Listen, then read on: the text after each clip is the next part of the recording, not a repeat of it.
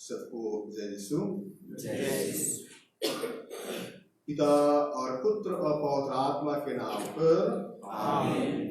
हमारे पुनर्जीवित प्रभु यीशु ख्रीस्त की कृपा, ईश्वर का प्रेम तथा पवित्र आत्मा का साहचर्य आप सबों के साथ हो और आपके आत्मा के साथ भी।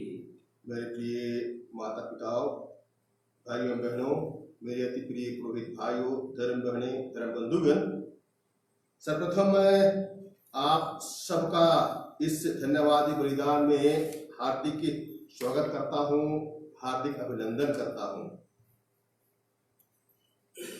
जीवन के अनेक उतार चढ़ाव के बीच ईश्वर के अपूर्व एवं अनुपम प्यार, दया एवं अनुकंपा का अनुभव करते हुए मेरे अपने बुलहटी जीवन के ऊबड़ खाबड़ रास्ते पर गिरते उठते आगे बढ़ते जाने में ईश्वर का विशेष हाथ रहा है। उसी ने मुझ अयोग्य को अपने दागबारी में काम करने के लिए अपने असीम कृपा एवं दया से हर घड़ी, हर पल, हर वक्त संभालते रहकर पूर्ण रूपेण अपने आप को समर्पित करने के लिए तैयार किया है। और 32 वर्ष पहले 1988 13 मई को अभिषिक्त कर मुझे सदा के लिए एक पुरोहित के रूप में अपना लिया है। आज मैं उसी प्रभु को सारे हृदय से, अपने सारे मन से और अपने सारे दिल से धन्यवाद देता हूं और आत्म समर्पण का या धन्यवाद का बलि अर्पित करता हूं। साथ ही मैं आज याद करता हूं, प्रभु ने आज ही के दिन और मेरे पुरोहित भाइयों को अभिषेक प्रदान किया है और भी है फादर आइजक हुजूर। 26 वर्ष पहले प्रभु ने उन्हें चुना और पुरोहित के रूप में अभिषेक किया, जो अभी जमदरा पल्ली के पल्ली पुरोहित हैं। फादर अंजुस कच्छप, जिन्हें प्रभु ने 15 वर्ष पहले चुना और आज ही के दिन में पुरोहित अभिषेक प्रदान किया। और फादर नीलम संजू तिर्की, जिन्हें ईश्वर ने 11 वर्ष पहले 13 मई को ही चुनकर अभिषेक किया और वे आज पटोरा में पल्ली पुरोहित के रूप में पदस्थ हैं। हम चारों एक साथ मिलकर आज ही के दिन अपने पुरोहित अभिषेक का वर्षगांठ मनाते हैं और ईश्वर से प्रार्थना करते हैं कि ईश्वर की असीम कृपा एवं दया हम पर हमेशा बनी रहे और हमें अपने छत्र छाया में सकुशल रखे और अपने प्रति उदार, ईमानदार एवं विश्वस्त बने रहने के लिए आवश्यक कृपाएं और बल हमेशा देता रहे। साथ ही मैं आज चारों जन के परिवार के सभी सदस्यों के लिए, रिश्तेदारों के लिए, सगे संबंधियों के लिए परमेश्वर से प्रार्थना करता हूं कि ईश्वर उन्हें अपनी छत्र छाया में सकुशल रखे, उन्हें अपनी कृपा, प्रेम एवं अनुकंपा से भर दे, उन्हें हर तरह की कठिनाई एवं मुसीबत में मदद करे एवं हर अनिष्ट एवं अप्रिय घटना से बचाए रखें। प्रिय माता पिताओं, भाइयों बहनों, आज का ईश वचन हम प्रत्येक को परमेश्वर से जुड़े रहने के लिए, उसमें एक बने रहने के लिए तथा उससे सदा संयुक्त रहने के लिए निमंत्रण देता है। आज के सुसमाचार के माध्यम से प्रभु परमेश्वर स्पष्ट शब्दों में कहते हैं, मैं दाख करता हूं अपने हृदय में गूंजने एवं अयोग्यता को स्वीकार करते हुए अपने सारे पापों एवं गुनाहों के लिए, कमियों के लिए, खामियों के लिए, अपने दोस्तों और कमजोरियों के लिए सारे हृदय से पछताएं और क्षमा याचना करें। जिससे हम शुद्ध हृदय पवित्र मन से आज के इस धन्यवाद बलिदान में सम्मिलित हो सके।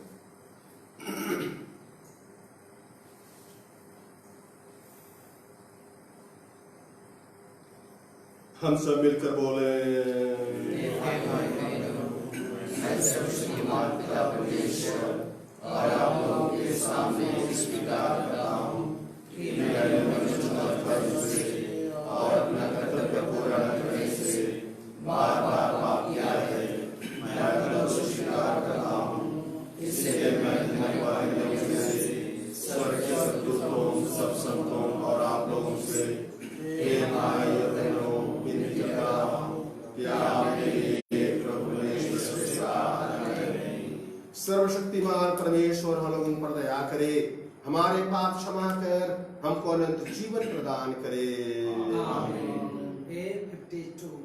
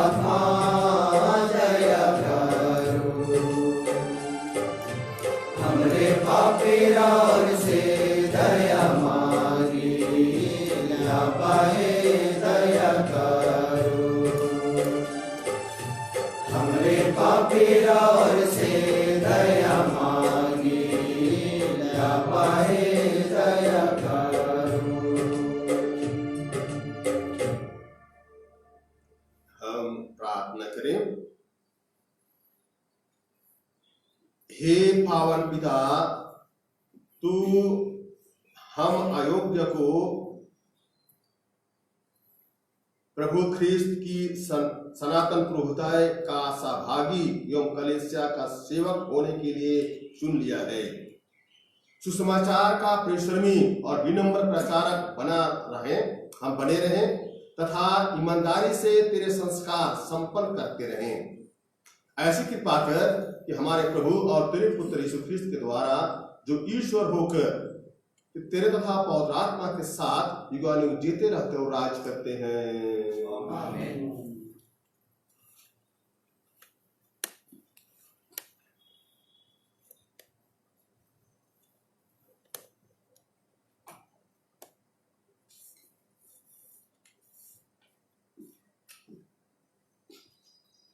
पहला पाठ, प्रेरित चरित्र। यह निश्चय किया गया कि इस समस्या पर यरूशलेम में प्रेरितों तथा पुरोहितों के साथ परामर्श किया जाएगा। कुछ लोग यहूदिया से अंताकिया आए और भाइयों को यह शिक्षा देने लगे कि यदि मूसा से चली आई हुई प्रथा के अनुसार आप लोगों का खतना नहीं होगा तो आपको मुक्ति नहीं मिलेगी। इस विषय पर पौलुस तथा बरनबास और उन लोगों के बीच तीव्र तीव्र मतभेद और वाद विवाद छिड़ गया और यह निश्चय किया गया कि पौलुस तथा बरनाबस अन्ताकिया के कुछ लोगों के साथ यरूशलेम जाएंगे और इस समस्या पर प्रेरितों तथा पुरोहितों से परामर्श करेंगे। अन्ताकिया की कलीसिया ने उन्हें विदा किया। वे फिनीसिया तथा समारिया होकर यात्रा करते हुए वहां के सब भाइयों को गैर यहूदियों के धर्म परिवर्तन के विषय में बताकर बहुत आनंदित कर देते थे। जब वे यरूशलेम पहुंचे तो कलीसिया, प्रेरितों तथा पुरोहितों ने उनका स्वागत किया और उन्होंने बताया कि ईश्वर ने उनके द्वारा क्या क्या कर दिखाया है।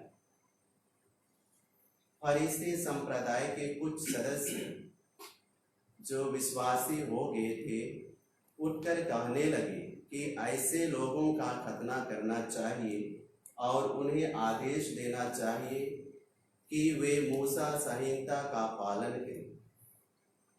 प्रेरितों और पुरोहितों ने इस समस्या पर विचार करने के लिए एकत्र हुए। यह प्रभु की वाणी है। भजन अनुवाक्य हालेलुया। हालेलुया। मुझे यह सुनकर कितना आनंद हुआ। आओ हम ईश्वर के मंदिर चले। हे यरूशलेम, अब हम पहुंचे हैं। हमने तेरे फाटकों में प्रवेश किया है। अनुवाक्य हालेलुया। यहाँ इस्राएल के वंश, प्रभु के वंश आते हैं। वे ईश्वर की स्तुति गान करने आते हैं, जैसा कि इस्राएल को आदेश मिला है। यहाँ न्याय के आसान संस्थापित है और दाऊद के वंश का सिंहासन भी। अनुवाक्य हालेलुया। जय घोष।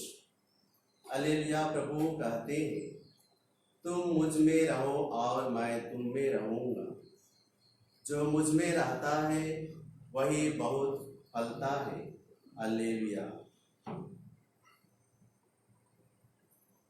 प्रभु आप लोगों के साथ हो और आपके आत्मा के साथ भी। संत योहन के अनुसार पवित्र सुसमाचार। प्रभु की जय।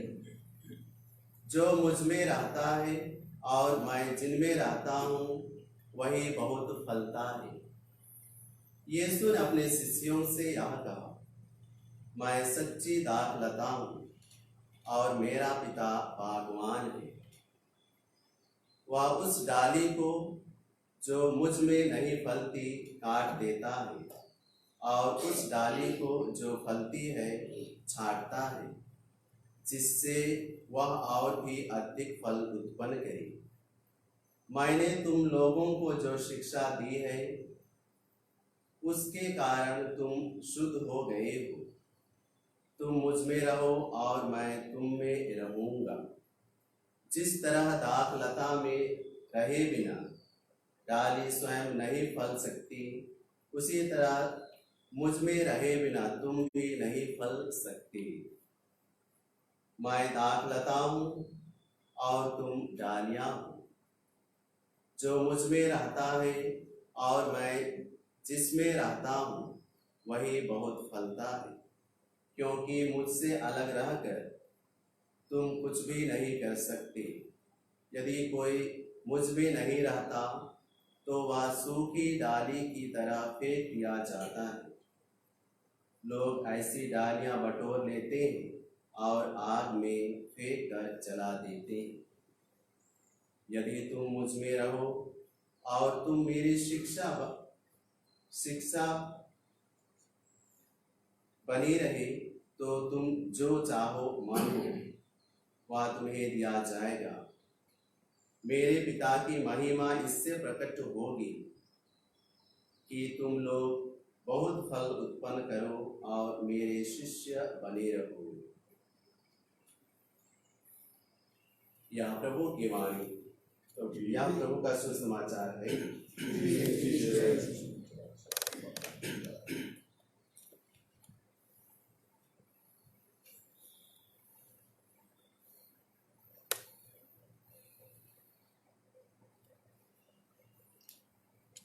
प्रिय माता पिताओं, भाइयों बहनों, प्रिय बच्चों, आज का प्रथम पाठ का जीवित वचन हमें संत पौलुस एवं बरनाबस तथा प्रारंभिक कलीसिया के सदस्यों के बीच खतना को लेकर छिड़े मतभेद का निराकरण तथा गैर यहूदियों के बीच सुसमाचार प्रचार के कार्य को समझने के लिए आमंत्रित करता है। फिर सुसमाचार दाखलता एवं डाली के बीच का अद्भुत संबंध को प्रतिबिंबित करते हुए ईश्वर एवं मानव के बीच के अटूट संबंध की गहराई को समझाते हुए मसीह में एक बने रहने के लिए हमारा आह्वान करता है। यीशु को भली भांति मालूम है कि उससे अलग रहकर हमारा कोई अस्तित्व नहीं है, उसके बिना हमारे जीवन का कोई अर्थ नहीं है। हम उसके बिना कोई अच्छे काम भी नहीं कर सकते हैं और हमारे सारे काम फलहीन हो जाते हैं। प्रिय माता पिता, भाइयों बहनों, प्रकृति का नियम ही है कि दाखलता में जुड़े रहे बिना किसी भी डाली में फल नहीं लग सकती। डाली को पेड़ से अंतरंग रूप से जुड़े रहने में ही उसका जीवन है। उसको पेड़ से अंतरंग रूप से जुड़े रहने में ही उसके पत्ते हरे भरे रहते हैं। पेड़ में जुड़े रहने से ही उसमें भरपूर मात्रा में फल फूल लगते हैं, आते हैं। इतना ही नहीं, उस हरे भरे डाली की छाया में जीव जंतु आकर शीतल छाया का आनंद लेते हैं। वे ही डालियां विभिन्न प्रकार के चिड़ियों और पक्षियों के लिए बसेरा करने का अड्डा बन जाता है। इस तरह पेड़ से जुड़े रहकर डाली का फलना फूलना, पक्षियों के लिए बसेरा का अड्डा बनना, जीव जंतुओं के लिए छाया प्रदान करना, इन सबसे ये स्पष्ट हो जाता है कि प्रकृति का नियम ही है कि जीवन अपने लिए नहीं वरन दूसरों के लिए जीना है। फिर यीशु का कथन कि मैं दाखलता हूं और तुम डालियां हो, इसके द्वारा प्रभु हमें अपने साथ अंतरंग रूप से जुड़े रहने के लिए आह्वान करते हैं, क्योंकि उससे मालूम है कि उसके बिना हमारा कोई अस्तित्व नहीं है। हम उसके बिना एक सूखी डाली की तरह बेजान हो जाते हैं। उसके बिना हम में कोई रौनक नहीं रह जाता है। हमें अपने जीवन को फलदायक बनाने के लिए, हमें अपने जीवन को अर्थपूर्ण बनाने के लिए, अपने जीवन को दूसरों के हित सेवा योग्य बनाने के लिए, अपने भाई बहनों के हित उपयोग के योग्य बनाने के लिए प्रभु यीशु से अपने जीवन के हर मोड़ पर अंतरंग रूप से जुड़े रहने की अति आवश्यकता है। तभी हम यीशु के साथ रहकर अद्भुत एवं चमत्कारिक काम कर सकते हैं। प्रभु श्री ख्रिस्त में एक बने रहकर हम फल उत्पन्न कर सकते हैं, किंतु उसके बिना हम कुछ भी नहीं कर सकते। दाखलता एवं डाली के बीच का अंतरंग एवं अद्भुत संबंध के माध्यम से यीशु हम मानव एवं ईश्वर के बीच के अनन्य संबंध को दर्शाते हैं और हर यूखरिस्ती बलिदान में यीशु के शरीर एवं रक्त इस संबंध को परिपूर्णता की पराकाष्ठा तक पहुंचा देता है। जिस तरह डालियां एक ही दाखलता से पोषित होते हैं, उसी तरह यीशु के शरीर एवं रक्त से हम सब आध्यात्मिक रूप से पोषित होते हैं। वास्तव में हर यूखरिस्त बलिदान मानव एवं ईश्वर के बीच का अद्भुत एवं अनुपम संबंध को व्यक्त करता है। प्रिय भाई बहनों, यदि हम प्रभु के शरीर एवं रक्त से अपने आध्यात्मिक जीवन का पोषण नहीं करते हैं तो हमारा जीवन भी दाखलता से कटकर अलग सूखी डालियों की तरह बन जाता है। हमारा जीवन भी फल रहित एवं बेजान बन जाते हैं। हम यीशु की ये बातें याद रखें, मुझसे अलग रहकर तुम कुछ भी नहीं कर सकते। प्रकृति का नियम ही दूसरों के लिए जीवन जीने का है और हमारे जीवन की सार्थकता भी उसी में निहित है। संत पापा फ्रांसिस हमें प्राकृतिक से सीखने के लिए आह्वान करते हुए कहते हैं, जिससे मैंने एक माई को भी उद्धृत किया था,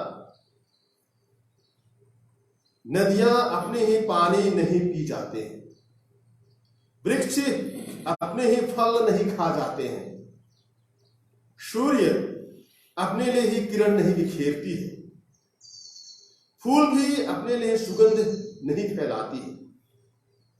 अतः प्रकृति का नियम ही दूसरों के लिए जीवन जीने का है, चाहे कैसे भी हो, किसी भी तरह की कठिनाइयां या मुसीबतें क्यों ना हो। जीवन अच्छा है, सफल है जब आप खुश हैं, किंतु इससे भी बढ़कर जीवन आपका सार्थक है जब दूसरे आपके कारण खुश हैं। Rivers do not drink their own water. Trees do not eat their own fruits. The sun does not shine to itself. Flowers do not spread their fragrance for themselves. Therefore, living for others is a rule of nature, no matter how difficult it is. Life is good when you are happy, but much better when others are happy because of you. ईश्वर हम प्रत्येक को अपने जीवन की सार्थकता को समझते हुए दूसरों की सेवा में समर्पित करने के लिए आवश्यक कृपा और बल देता है।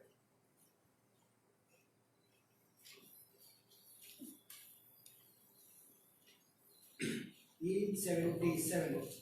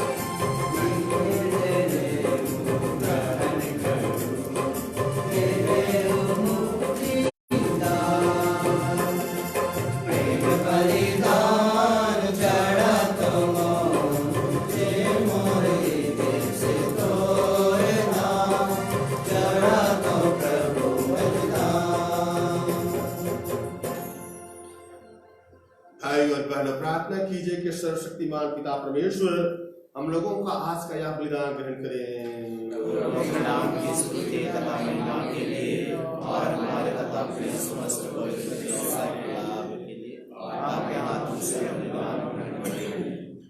हे प्रभु, हम तेरी स्तुति में यह बलि चढ़ा रहे हैं कि हमारी सेवा भावना की वृद्धि हो। तूने हम अयोग्य दास को पुरोहिताय का गौरव प्रदान किया है। ऐसा सेवा कार्य करने के लिए हमें कृपा दे, बल दे, जिससे हमारा जीवन तेरी सेवा में सफल बने। ऐसी कृपा कर हमारे प्रभु यीशु ख्रिस्त के द्वारा, आमीन। प्रभु आप लोगों के साथ हो। प्रभु में मन लगाइए। हम अपने प्रभु परमेश्वर को धन्यवाद दें।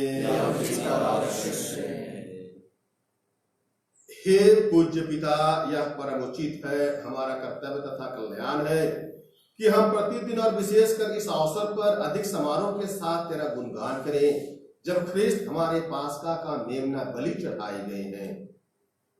पुरानी पद्धति नष्ट करके ख्रिस्त ने सबका नव निर्माण किया और हमें जीवन की पूर्णता प्रदान की है। इसलिए पास्का के आनंद से विभोर होकर विश्व का कोना कोना उमंग से फूला नहीं समाता और स्वर्ग के समस्त दूतगण तेरी स्तुति करते हुए निरंतर एक स्वर से कहते हैं,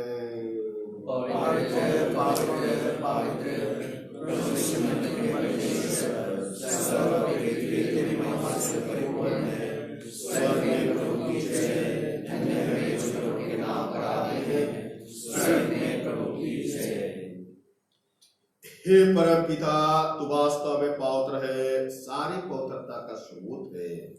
हम तुझसे निवेदन करते हैं कि हमारा आत्मा को सबसे पवित्र है, यह हमारे प्रभु यीशु ख्रिस्त का शरीर जिस रात को यीशु स्वेच्छा से मृत्यु के लिए सौंप गए, उन्होंने रोटी ली, तुझे धन्यवाद दिया और रोटी तोड़कर उसे अपने शिष्यों को देते हुए कहा, तुम सब इससे लो और खाओ, यह मेरा शरीर है जो तुम्हारे लिए बलि चढ़ाया जाएगा।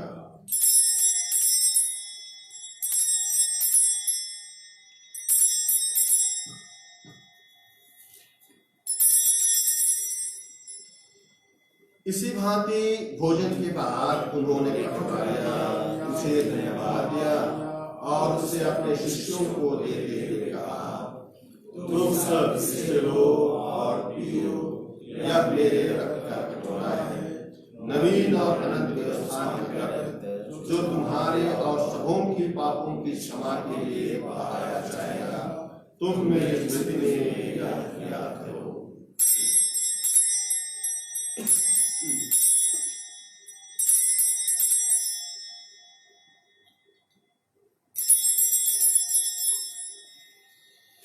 यह है हमारे विश्वास का रहस्य।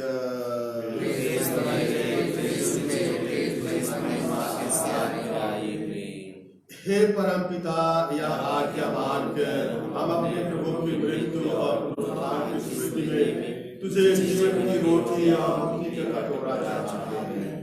हम तुझे धन्यवाद देते हैं कि तूने हमें अपने स्वरूप पर छोड़े और अपनी सेवा करने का सौभाग्य प्रदान किया है। हमारा नम्र निवेदन है कि हम सब जो ख्रिस्त का शरीर तथा रक्त ग्रहण करते हैं और आत्मा के द्वारा एकता के सूत्र में बंधे रहें। प्रभु हमारे संत पिता फ्रांसिस, हमारे धर्माध्यक्ष पतरस में जो सभी याजकों के साथ विश्व भर में फैले अपने कलीसिया की सुधि ले तथा इसे प्रेम में सिद्ध बना दे। हे प्रभु, हमारे उन भाई बहनों की भी सुधि ले जो पुनरुत्थान की आशा में परलोक सिधार चुके हैं। उन्हें और सभी मृतकों को अपने पुण्य दर्शन का सौभाग्य प्रदान कर हम सब पर दया दृष्टि डाल कि हम भी अनंत जीवन के सहभागी बने और ईश्वर की माता धन्य कुमारी मरियम, उनके वर संत योसेफ, प्रेरित गण और सब संतों के साथ जो युग युग में तेरे विश्वस्त सेवक बने रहें, तेरा स्तुति गान कर सकें तेरे पुत्र यीशु ख्रिस्त के द्वारा। आइए आज के दिन अभिषिक्त हुए सभी पुरोहितों के साथ साथ इस धन्यवादी मिस्सा में उपस्थित हमारे प्रभु यीशु ख्रिस्त जो रोटी और दाखरस के रूप में हमारे बीच हैं, उनकी महिमा और प्रशंसा करते हुए एक साथ गाएं। प्रभु कृष्ण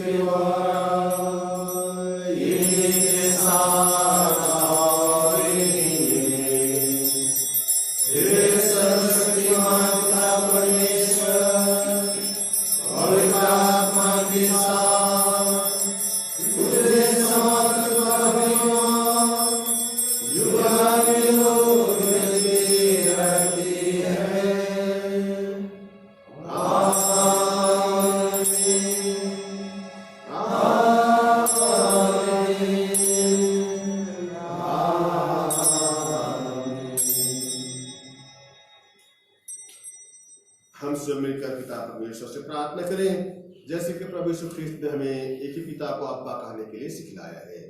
हे हमारे पिता जो स्वर्ग में है, तेरा नाम पवित्र किया जाए, तेरा राज्य आए, तेरी इच्छा जैसे स्वर्ग में है वैसे पृथ्वी पर भी पूरी हो। हमारा प्रतिदिन का आहार आज हमें दे, और हमारे अपराध हमें क्षमा कर, जैसे हम भी अपने अपराधियों को क्षमा करते हैं, और हमें परीक्षा में न डाल, परंतु बुराई से बचा। हे प्रभु, हम तुझसे प्रार्थना करते हैं, सभी बुराइयों से हमें बचा और इस जीवन में हमें कृपा पूर्वक शांति प्रदान कर। हम तेरी दया से सदा पाप से दूर और हर विपत्ति से सुरक्षित रहें, और उस दिन की प्रतीक्षा करते रहें जब हमारे मुक्तिदाता यीशु ख्रिस्त फिर प्रकट होकर हमारे मंगलमय आशा पूरी करेंगे। क्योंकि तेरा राज्य, तेरा सामर्थ्य और तेरी महिमा अनंत काल तक बनी रहती है। हे प्रभु यीशु ख्रिस्त, तूने अपने प्रेरितों से कहा है, मैं तुम्हारे लिए शांति छोड़ जाता हूँ, अपनी शांति तुम्हें प्रदान करता हूँ। तू हमारे पापों पर नहीं, अपने कलीसिया के विश्वास पर दृष्टि डाल और उससे शांति तथा एकता प्रदान कर। तू जो युगानुयुग जीता रहता और राज करता है। आमीन। प्रभु की शांति सदा आप लोगों के साथ रहे और आपकी आत्मा के साथ भी। हम परस्पर शांति अभिवादन करें।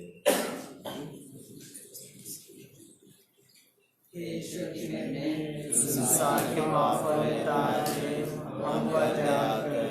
ईश्वर की मेघने संसार के पाप लेता है, हम पर दया कर। ईश्वर की मेघने संसार के पाप लेता है, हमें शांति प्रदान कर। हे प्रभु यीशु ख्रिस्त, जीवन ईश्वर के पुत्र, तूने परम पिता की इच्छा के अनुसार आप और आत्मा के सहयोग से अपनी मृत्यु द्वारा संसार को नव जीवन प्रदान किया है। अपने इस पावन शरीर तथा रक्त द्वारा हमारे अपराध क्षमा कर हमें हर बुराई से बचा। हम सदा तेरी आज्ञाओं का पालन करते रहें और तुझसे कभी अलग ना हो जाए।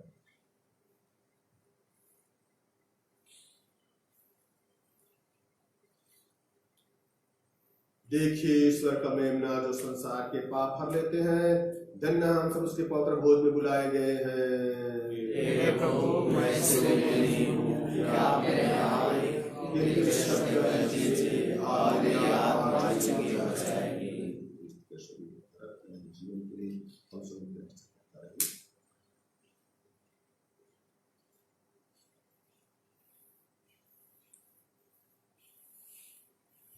F48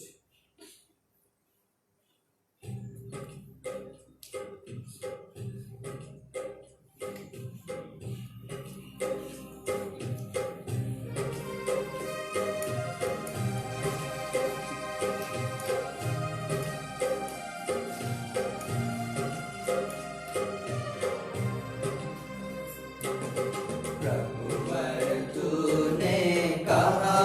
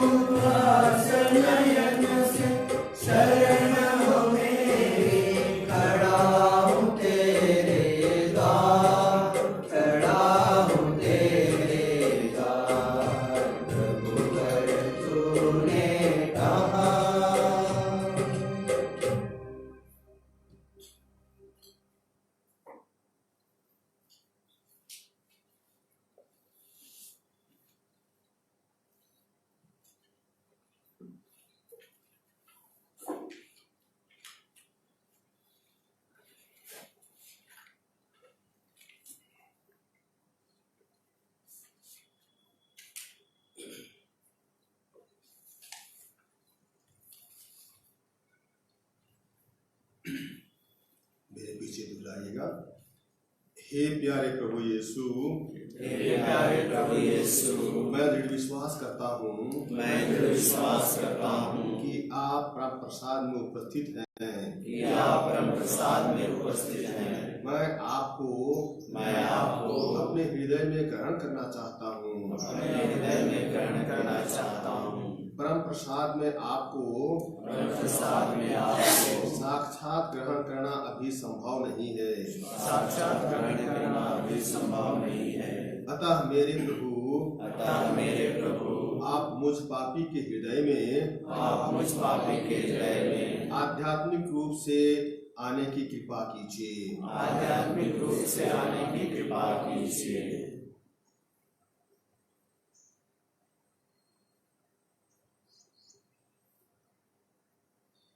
इस घड़ी मेरे हृदय में आने के लिए मैं आपको धन्यवाद देता हूँ।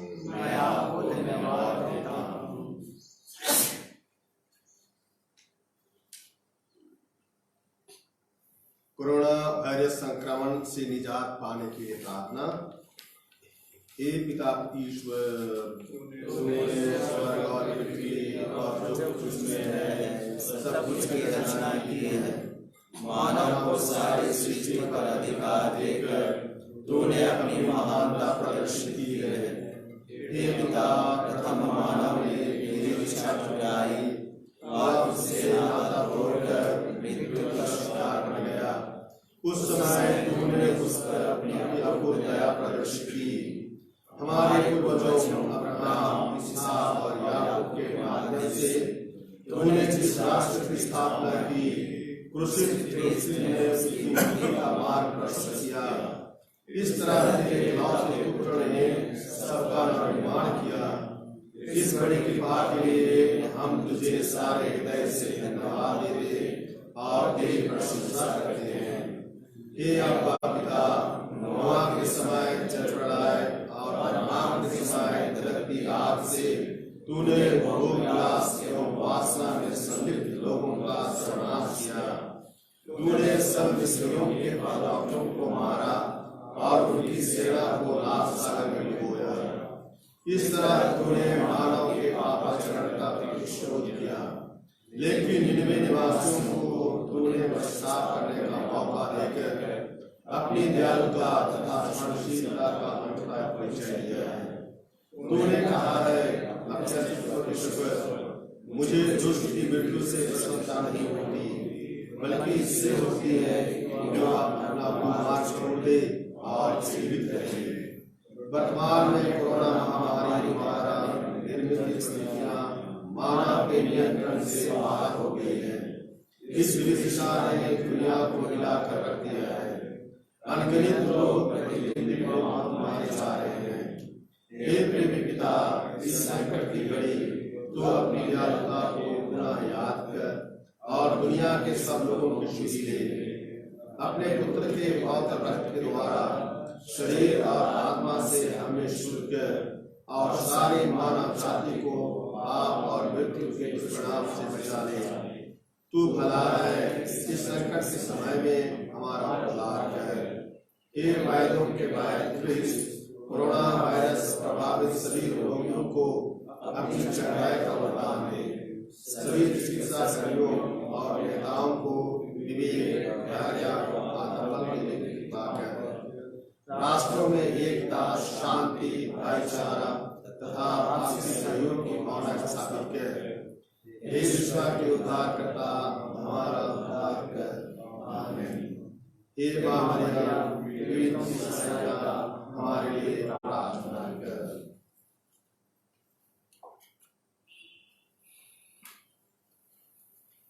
हम प्रार्थना करें।